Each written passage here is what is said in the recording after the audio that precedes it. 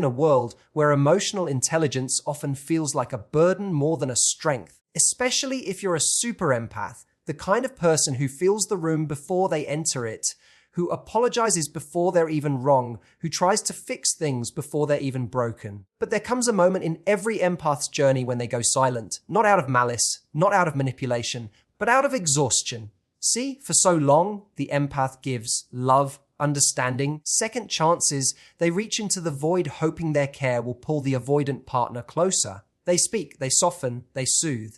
But the avoidant, the one who fears intimacy, the one who runs at the scent of vulnerability, they withdraw, they create distance. They think silence is safety. But what happens when the empath finally says nothing? At first, the avoidant feels relief. No more emotional waves, no more talks, no more deep questions that threaten to crack their armor. But slowly, the quiet becomes deafening. Why? Because deep down, even the avoidant longs to be seen, held. They just fear the cost of closeness. But now the empath, once the source of constant emotional nourishment is quiet, they're not chasing anymore. They're observing, choosing, reclaiming their peace. And suddenly, the avoidant is left without the very thing they took for granted, the one person who saw them love them despite their armor.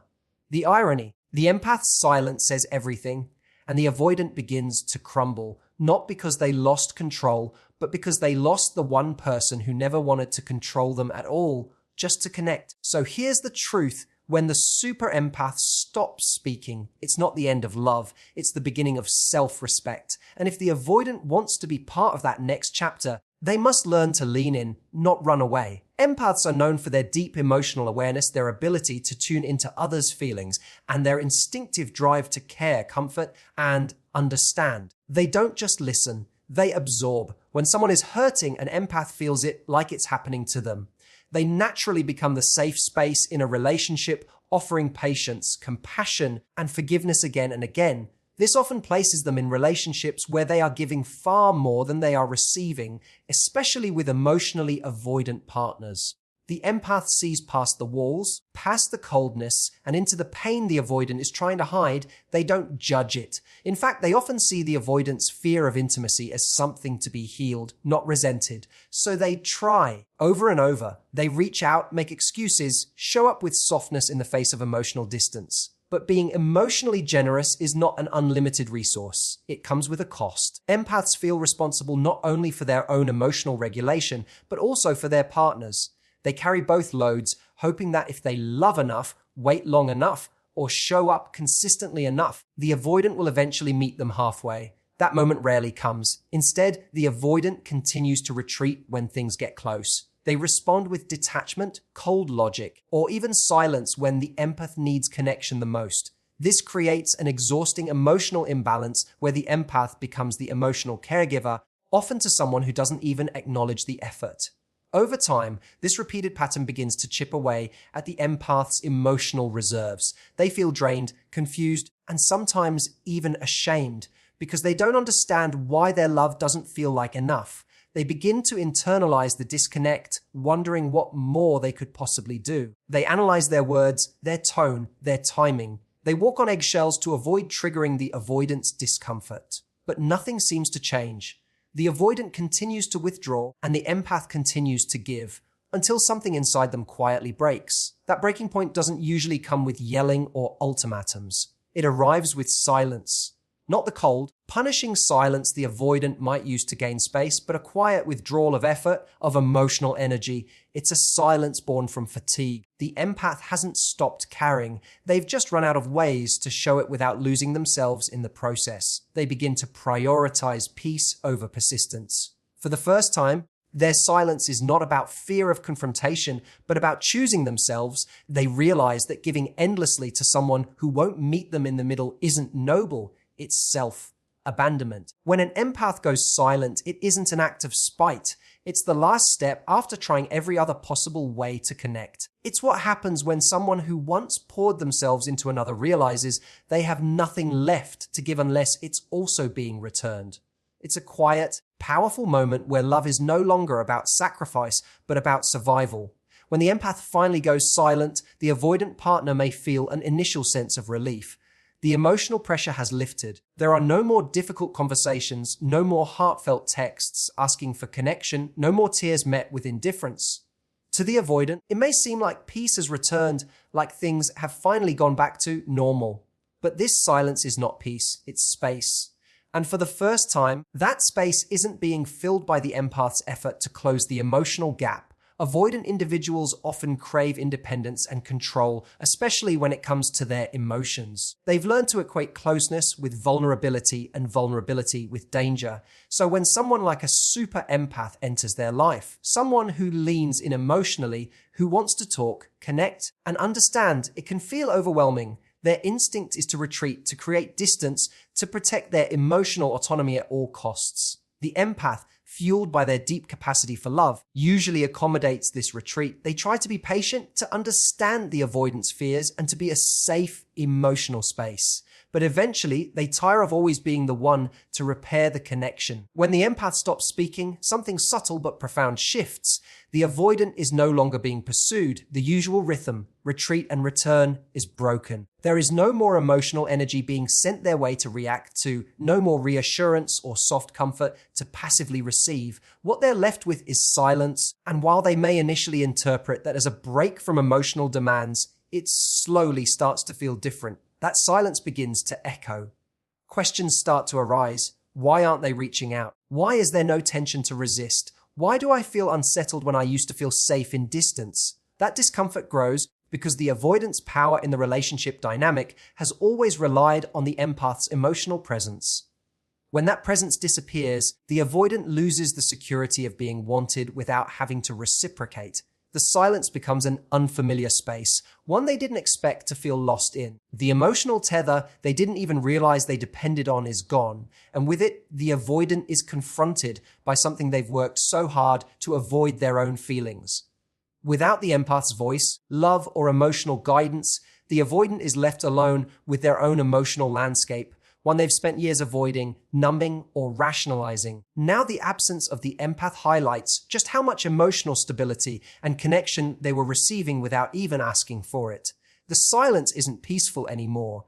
It's disorienting. It forces reflection. It forces discomfort.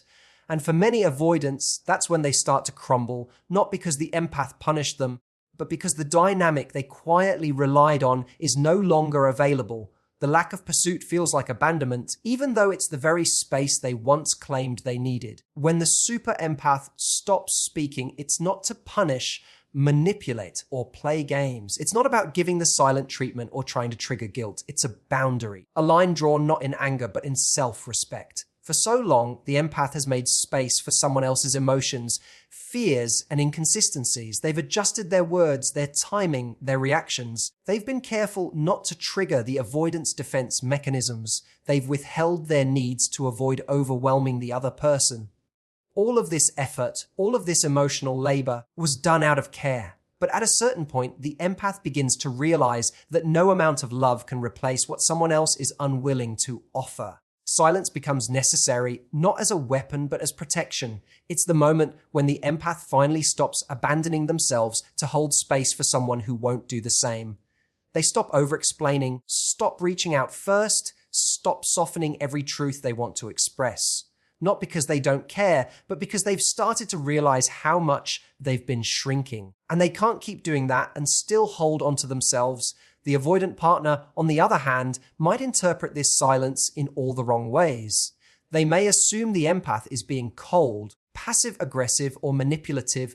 They may accuse them of shutting down or creating drama. That's because they've gotten used to a dynamic where the empath functions emotionally, always being the one to repair, soothe, or initiate connection. When that pattern stops, it feels like something is wrong, when in reality, it's the first thing that's truly right for the empath. The boundary isn't a wall, it's a filter. It doesn't say, I don't love you. It says, I love me too. The empath is still capable of love, still open to connection, but not at the cost of their own emotional well-being. They're no longer willing to have conversations where they have to beg to be understood or heard. They're not available for a dynamic where they constantly explain their worth through their actions, hoping the other person will finally reciprocate. The silence is the boundary that says, I will no longer teach you how to love me. You'll either figure it out or lose access. This boundary forces clarity. The avoidant can no longer lean on the empath's emotional labor to avoid confronting their own behavior. Without constant reassurance, they're left to question why the dynamic shifted. And that's the power of the empath's silence.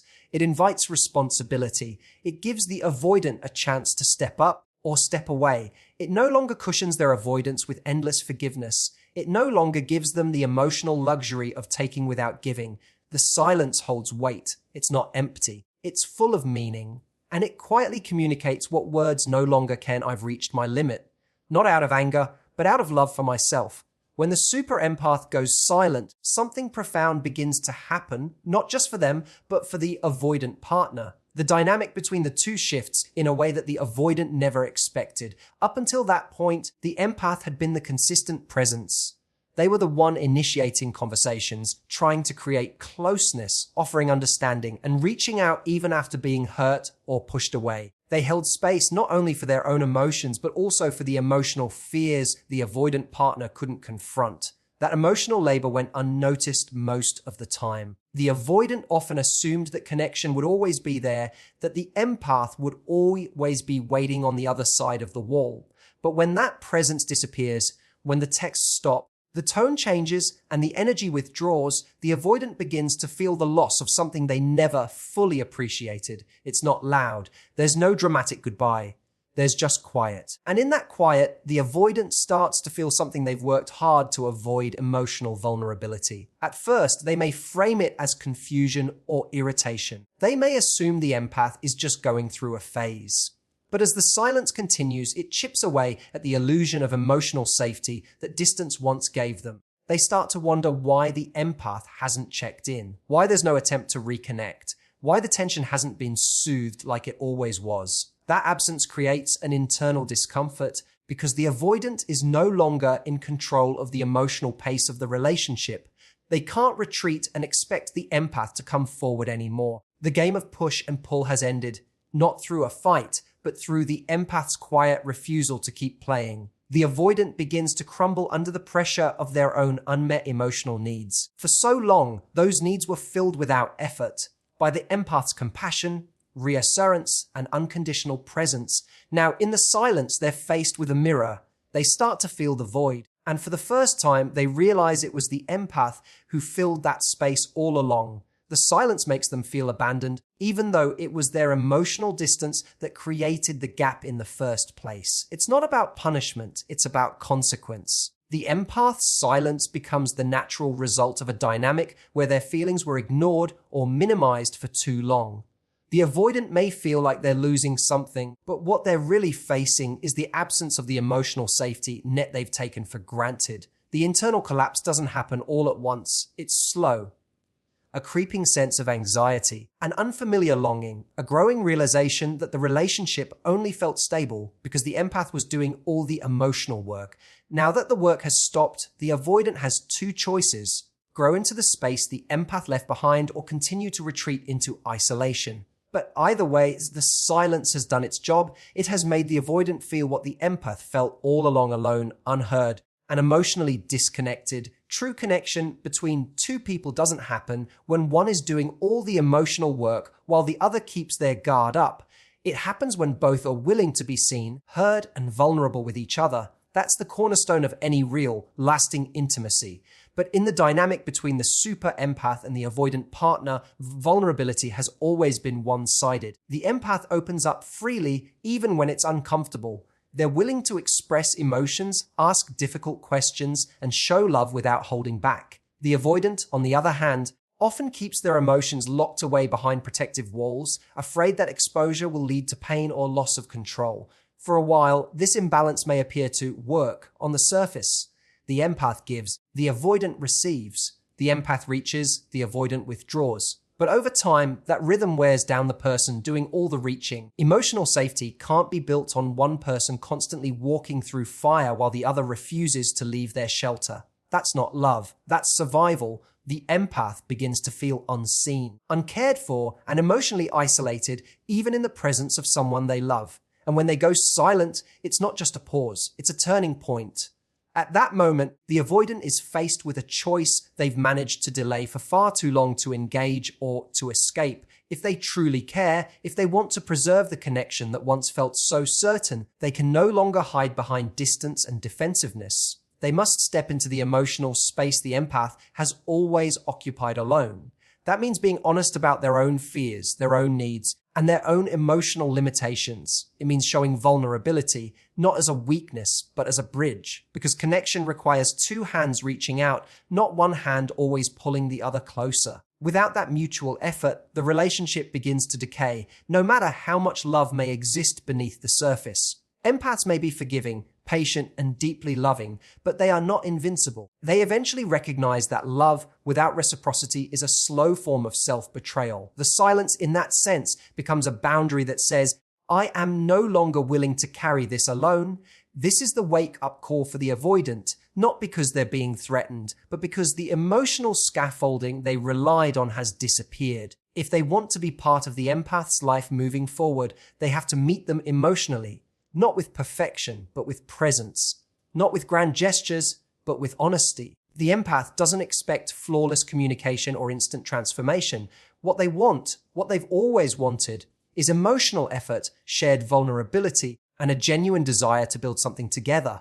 Without that, the empath will continue on alone, not bitter, not broken, but free. Because once someone has learned to choose themselves, they will never again settle for being chosen by someone who can't show up fully. When the super empath goes silent, it's not the end of love, it's the beginning of truth. It's the moment the scales tip, not in revenge, but in balance. Because real love can't thrive on one person giving endlessly while the other hides from their own heart. Silence, in this case, isn't the absence of care, it's the presence of a boundary. A line that says, if you want to keep this connection, you have to meet me here. You have to show up. The avoidant begins to crumble not because they were abandoned, but because the emotional certainty they relied on is no longer there. And in that space, they're faced with the choice to either grow or let go. Connection has always been possible, but it takes two whole people, not one carrying the weight of both. So to the empaths, your silence is not weakness,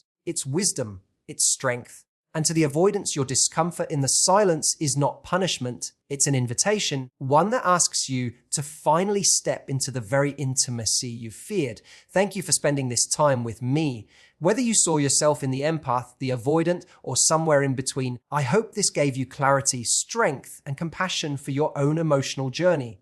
Take care of your heart, protect your peace, and remember, real love doesn't demand your silence, it honors your voice. Until next time, thank you for listening. Be kind to yourself